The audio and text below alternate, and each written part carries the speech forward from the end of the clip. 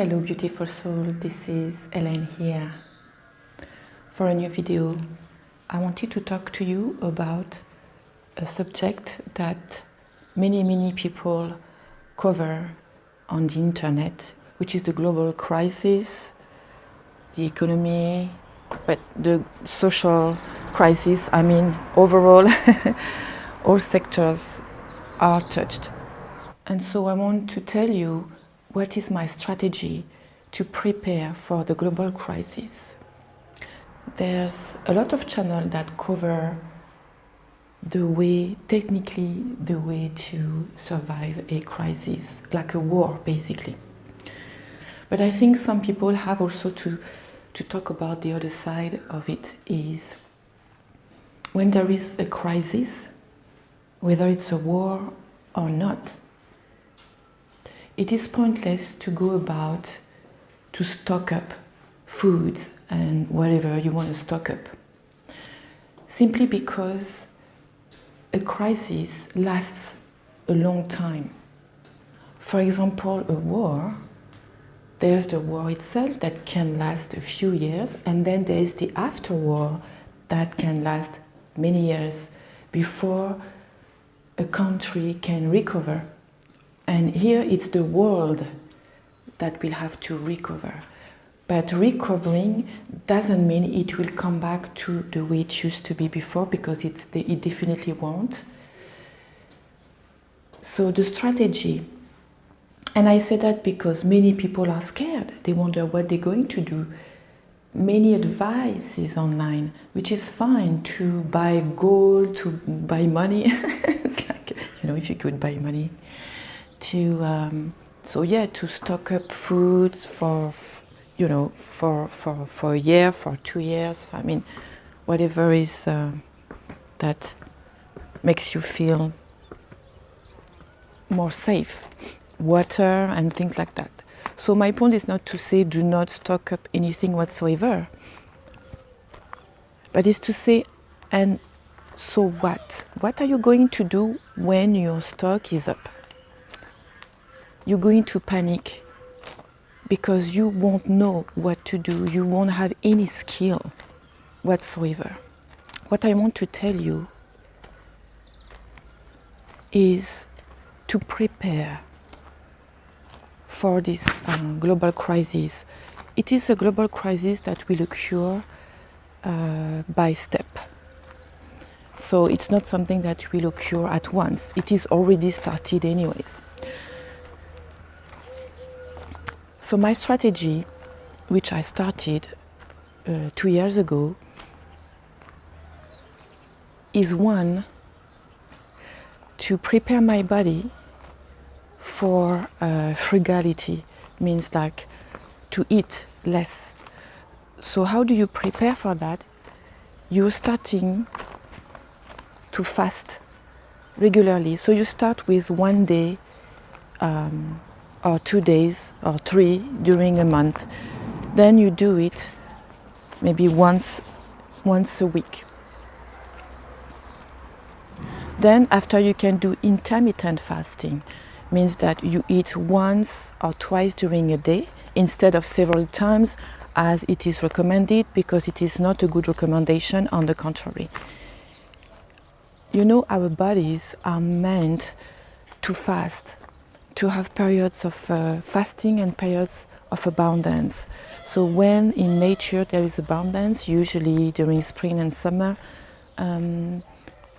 even autumn, you stock up.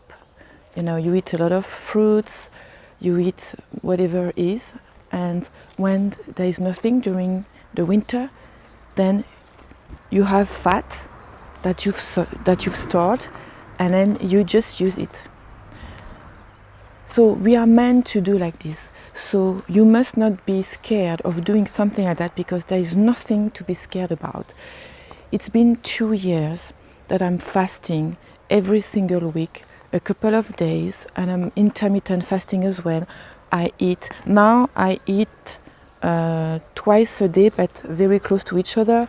It's another maybe video to talk about intermittent fasting, even though there's a lot of information online as well, so you can just go and check if you are interested.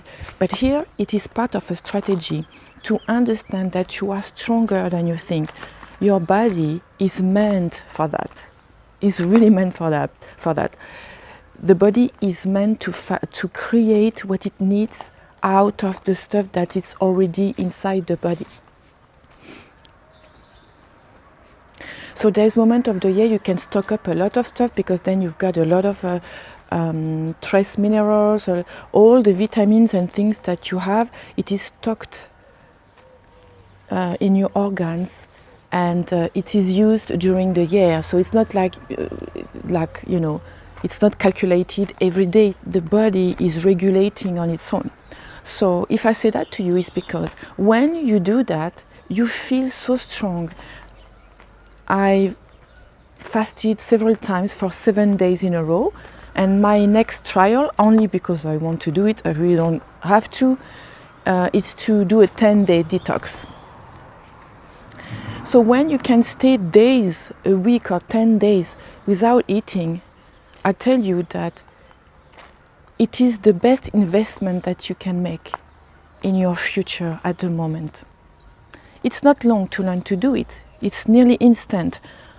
As soon as you stop eating for 3 days, you will see that the third day is so easy. And after that, you can last longer. You don't feel anything because you are used to it. It's the mental that kicks in, actually.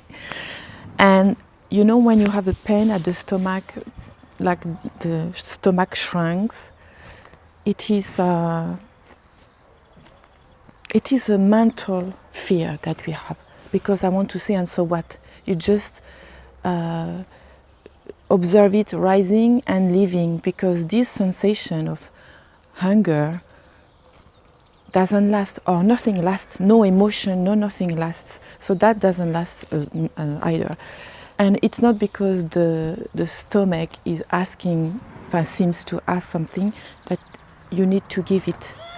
And the reason why is because we eat so much now, and a lot of wrong foods, that the stomach is constantly asking something. So it's not the innate call for eating at all. So that must not be followed. The only way to follow the innate call for eating is to stop to eat every single processed food possible, just to eat a whole food. And by doing that, you remove all the poison, all the toxins, all the crap that we are eating on a daily basis, and your body takes its birthright again. You know, it knows. It is engineered like this. So basically, the best strategy to survive a global crisis is to learn to be resilient. So to be resilient by eating as less as it's possible, because we don't need at all whatsoever to eat so much, is one of the ways. And there's other ways. The other ways are to learn to use your hand and not be scared to touch the ground, to touch something dirty. It is natural to us, but we forgot, you know. If you learn to create something with your hands, the feeling is amazing, actually. To repair just a little thing. You know, so that's a way as well to survive, by using your hands, because if you have to plan foods or to help other people collectively to sort of grow your own foods, or help someone just to pick it up, you know, then you can do it. That's a good way as well. What else do we have?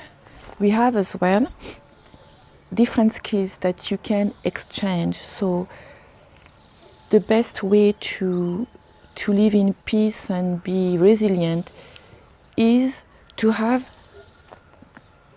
several skills, not just one. It's like it's over to learn anything at school. School doesn't teach you anything, it just formats you to be in this society that works badly. I mean, literally, we can see the way that the human society works at the moment is wrong. It is not serving most people. It just serves a minority. So now we are waking up from that. It's part of the awakening to see that we are enslaved.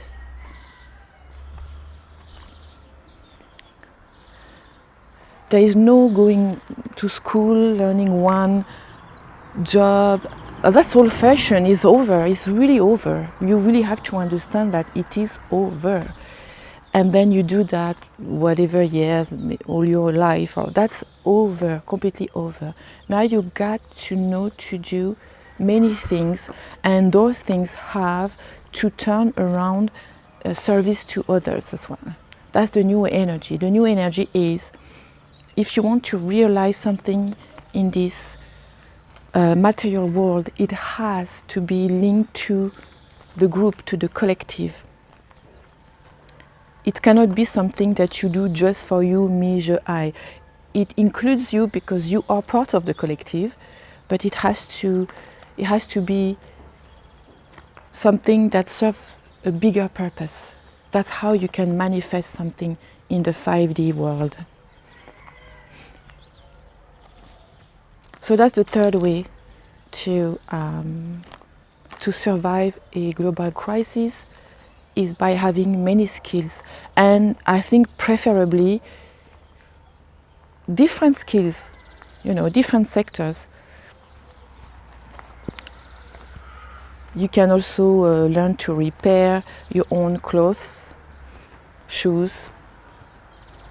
But definitely you can exchange your skills for foods, for other services. That's the way that human beings were doing before, before money, before that troubles arise. So this is my strategy to survive a global crisis. And at the very last, you can have a little bit of cash just for the beginning. But the point with the money is that we are going into a very deep crisis. It's more than a crisis. It's like a metamorphosis. Means it won't be the same. It will be something completely new, with new rules, new governments, new everything. That's why everything is falling apart, because it's too heavy. It's too dense. So money, forget about it. I mean, it's for me, when I see people advising to buy gold or whatever, well, it will be the same. It won't worth nothing at all. I mean, if there is no money, it's not you with your piece of metal that will make a difference. People won't want that. They will want true stuff, like skills, like food. They're not going to want a piece of metal just in case the value is coming back one day. We are getting into another world. It's really important to not compare with the eras of before, where people were, keeping gold and all sorts of coins and whatever to use it later on, because it won't happen the same way. That's why I tell you, money, it's pointless to have it, to count on it. So yes, you can stock up a little bit of foods, a bit of water, things like that. But after a year, what are you going to do if you didn't learn to grow your own food, forge your own water, live differently? There's also a last thing that I didn't talk about, I forgot, is to downsize your life as well. So this is why I'm working on a more minimalist life, for this reason. If you are a minimalist, you just use what you need. So it's not that you have 10 stuff or 15 stuff. It's not about all the stuff I see in videos. We have to learn to think for ourselves, to be intelligent. It's not a question of having, yes, I have 10 stuff, 17 stuff, 12 stuff. It's not a competition on how many things you need. Why? Because depending on your life, you may need maybe 5 stuff, and some they need 100, because what is the activity that you're doing? What are you doing in life? What are your needs? To be a minimalist is to use the minimal amount of things, to have the least impact on the planet, on other people. So it's not you cannot put in a box how many things you have. That's a very human way of seeing things, and that's not the truth. So by being minimalist as well, you learn to live simply. So if you are minimalist, you are very resilient, you know how to grow foods and use your hands, you eat only what your body needs, and so on. That's the best strategy to survive a global crisis. And that's mine, at least. I hope that you've appreciated this video, and I will see you very, very soon in 5D. Take care.